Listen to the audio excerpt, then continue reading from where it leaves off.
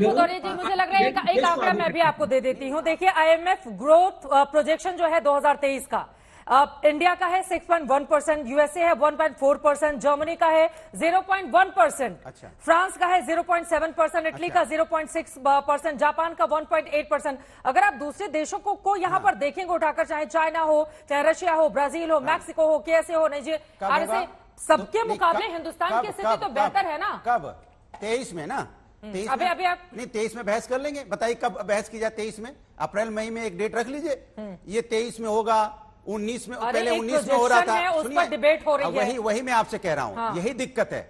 यही बातें 2014 में हुई थी, 15 में हुई, 16 में हुई। मेरी बात जो वो बात कर रहे थे वो बार बार कांग्रेस गवर्नमेंट की बात कर रहे। हाँ। अरे कांग्रेस गवर्नमेंट ने नहीं कुछ किया तभी तो आज सत्ता में नहीं है प्रभु। जफर इस्लाम की बातों से ना इत्तेफाकी रखिए, बट अश्विनी महाजन जी तो अश्विनी जी कांग्रेस से कंपेयर कर रहे हैं भारतीय जनता पार्टी की सरकार से। अरे लोग परेशान थे कांग्रेस से, तभी उन्होंने कांग्रेस को हटाया था। दिनेश वार्ष्णेय जी की एक टिप्पणी हो जाए, उसके बाद में बाकी मेहमानों के पास जाऊंगी। दिनेश वार्ष्णेय जी, बार बार सरकार की ओर से कहा जा रहा है कितना काम किया है, लेकिन विपक्ष बेवजह बदनाम कर रहा है, और जो काम किया है वो आंकड़े भी दिखा रहे हैं हम टीवी स्क्रीन पर, जिसका जिक्र बार बार भारत सरकार की ओर से किया गया है।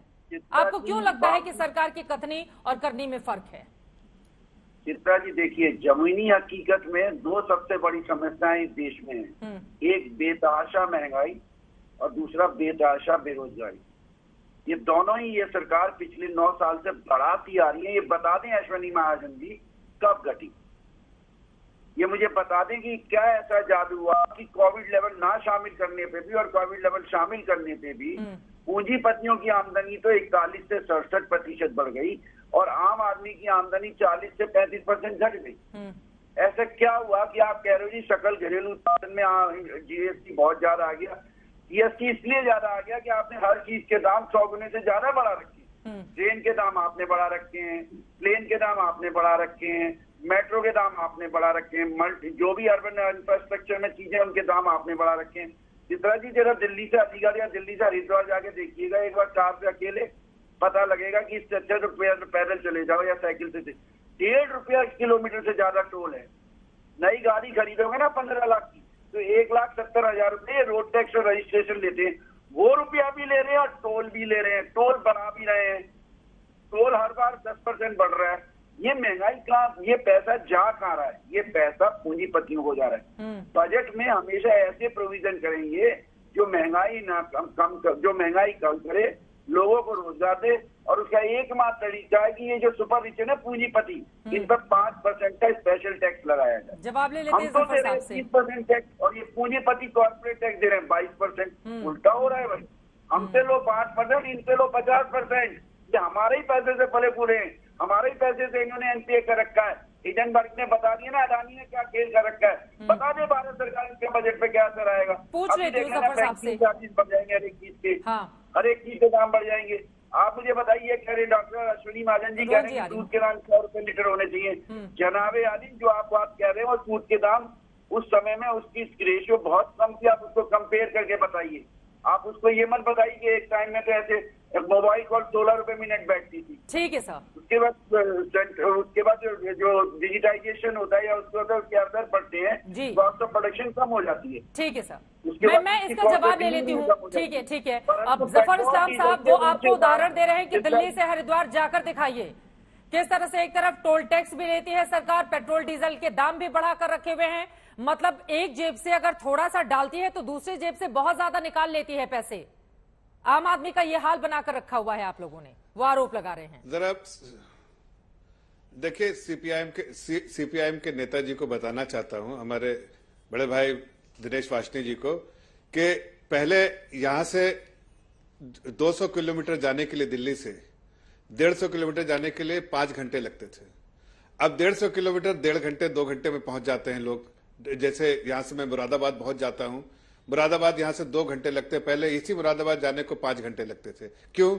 इसलिए कि यहां जो नेशनल हाईवेज बना है उससे सीधे आप मुरादाबाद पहुंचते हैं और बीच में 2 टोल है, 200-180 किलोमीटर के बीच में 2 टोल है। लेकिन ये तो देखिए कि इतने में जो पेट्रोल बचा आपका और आपकी गाड़ी बची, जिसके बारे में बात करें, टूटे फूटे रोड में यूपीए के समय में चलने में आपको बड़ा मजा आता था, जब पेट्रोल भी जलता था और गाड़ी भी खराब होती थी, उस वक्त आपको अच्छा लगता था। लोगों को 5-5 घंटे लगते थे, अनप्रोडक्टिव आवर्स गुजरते थे, वो आपको अच्छा लगता है। लेकिन अब स्मूथ चले जा रही है गाड़ी, और वहां पर पेट्रोल का भी कम खर्चा है। जब स्मूथ चलती है गाड़ी तो पेट्रोल कम खर्च होता है, जितना उछलती गाड़ी उतना पेट्रोल ज्यादा आपका वेस्ट होता है। हाँ। ये तो पता ही होगा आपको, आप तो विद्वान आदमी है। और साथ साथ गाड़ी की मरम्मत में भी कम खर्चा होता है। वो आपने कभी आंकड़ा देखा है? वो कभी आंकड़ा देखा आपने?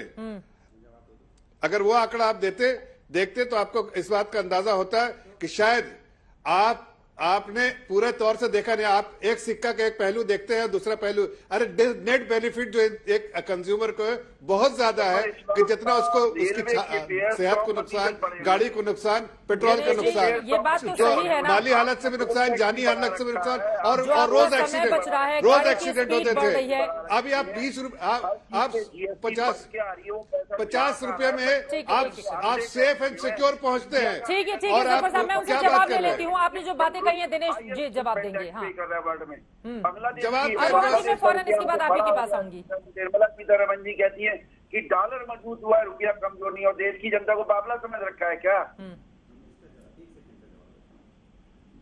ठीक है, डॉलर मजबूत हुआ है, रुपया कमजोर नहीं हुआ है। जब इस तरह की बातें जफर इस्लाम साहब कही जाएंगी तो पलटकर विपक्षी दल आपसे सवाल तो पूछेंगे ही ना कि ये कौन सा नया फॉर्मूला लेकर आई है सरकार।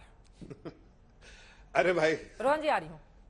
मेरे ख्याल से जो भी फॉरेन करेंसी को अगर स्कैन मैप करता है कि कैसे करेंसी मूवमेंट होता है और स्पॉट रेट देखता हो डेली, और उसको चार्ट बनाता हो, वो शायद इसको बताने की जरूरत नहीं है। वैसे ही आदमी बोलेगा जिसको आग के सामने जो है, आग के बोलते हैं चिराग तरह अंधेरा, वैसे लोग बोल सकते हैं ऐसी बात, और कोई नहीं।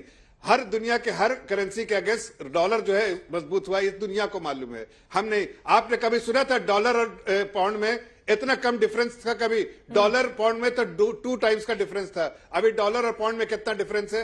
मेयरली 1.2 टाइम्स, मतलब 0.2 टाइम्स का। आपने डॉलर और यूरो में देखा था, वो ऑलमोस्ट 2 टाइम्स का था, 1.87 टाइम्स का। अभी क्या है? 0.15 टाइम्स का। डॉलर रुपये में आपने थोड़ा ही सा फर्क हुआ, बाकी दुनिया के हर करेंसी जो है